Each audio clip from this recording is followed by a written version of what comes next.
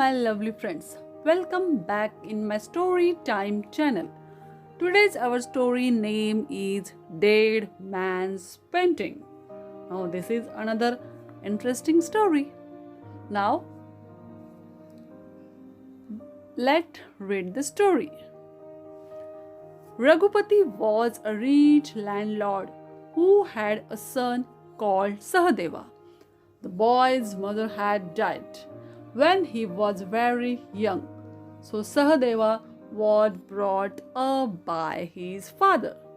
He became a spoiled and mean child. When Sahadeva was about 10 years old, his father married a second time. His new wife Arundhati was a sweet, good-natured woman. Sahadeva was furious when his father got a new wife home and refused to behave well with his stepmother. After some time, when Arundhati gave birth to a boy, Sahadeva started hating her even more. He wanted nothing to do with his stepbrother.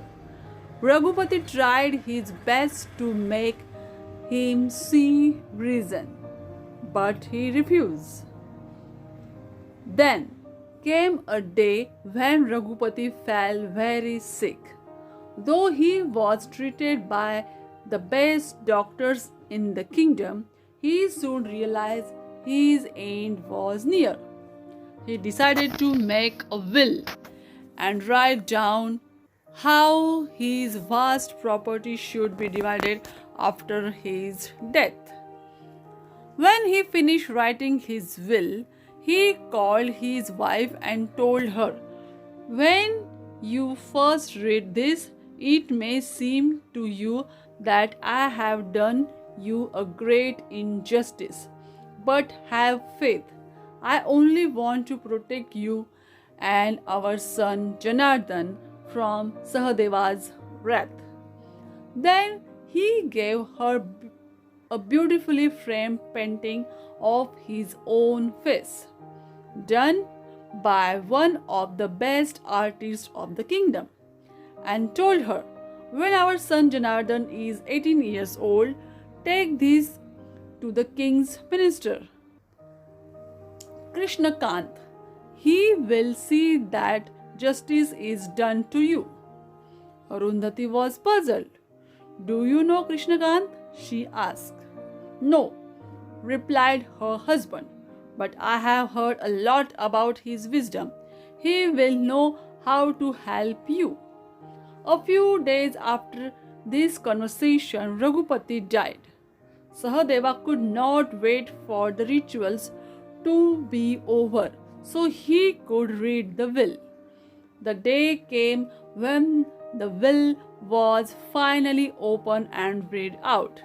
In it, Raghupati had left his large mansion and the surrounding fertile fields to Sahadeva. To Arundhati and Janardhan, he had left only a ramshackle outhouse and some dry scrub land surrounding it. Sahadeva was thrilled when he heard this. At least his father had seen sense of his deathbed. Happily, he moved into the big house, and the poor Arundhati and her young son went to live in the broken down little hut. But she remembered what her husband had told her and kept the painting safe with her, waiting for the day Janardhan would turn 18. Thus years passed, and on the day of Janardhan's 18th birthday, Arundhati made her way to the Krishnakant's house, the painting tucked under her arm. When she met him, she told him her entire story. Krishnakant was surprised. How was he to help her? After all, he had never seen, let alone known, Raghupati. But Arundhati was insistent. "You must help," she pleaded. "My husband had great faith in your wisdom." She left the painting with him and went back home. After she had gone, Krishnakant laid the painting on the floor and looked at it carefully. He wondered what secret was hidden in it.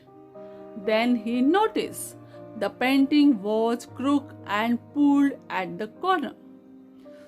To his surprise, the painting came out, and hidden behind it was a sheet of paper. A letter, sir, said the letter. You must be reading this many years after my death. In my life, I heard many stories about you and how you helped people who were in trouble. I am sure my wife and my son are in misery now. You have to help them somehow. The painting you are holding is my portrait. I can also tell you that the house where my wife now lives has 10 golden bricks. It is up to you to extract those bricks and see she gets them without being harassed by my first son Sahadeva. It was signed Raghupati. Krishnakant stood quietly for a while after reading this, deep in thought. Then he smiled. He had a plan. The next day, the Krishnakant called Sahadeva and a few wise men to Arundhati's house. He got chairs laid out for everyone in the open field outside. To their surprise, he kept one chair separate and would not let anyone sit on it. When everyone was seated, he turned to the unoccupied chair and spoke to it. I will see that things are carried out according to your will. The wisest men of this village are my witnesses. You will at last go to the heaven in peace. Then he turned around to the astonished group of people and said, I was visited yesterday by the ghost of Raghupati. Was he not a fair, tall man with a long nose and mark on his forehead? The people nodded in fear. Krishnakant had never met Raghupati when he was alive. So how did he know what he looked like? Surely his ghost could not be around still. Krishnakant now nodded and sighed sadly. So it was his ghost that came to me yesterday and said his wishes according to his will had not been carried out, and I promised to look into the matter. He asked Sahadeva, did your father leave you the big house and all the fields? Sahadeva nodded. And he left the small outhouse and the land around it to your stepmother and stepbrother? Sahadeva nodded again. And you are sure you have no claim to whatever there is in that house and on that land? Sahadeva nodded again vigorously. Krishnakant now turned to Arundhati and said, your husband's ghost wanted me to tell you that he wishes the house to be destroyed. Now that Sahadeva has said he has no interest in the house and whatever lies in it, I am ordering your house to be demolished right now. Arundhati, almost in tears, did not know what to say. She could only look in horror as Krishnakant's men went up to her little hut with hammers and crowbars and started breaking it down. Sahadeva looked on happily till, imagine his dismay, the men came back to the group holding 10 golden bricks in their hands. Krishnakant turned to Arundhati.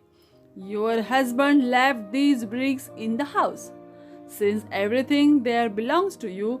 And Sahadeva had said in front of everyone he has no claim on anything from there.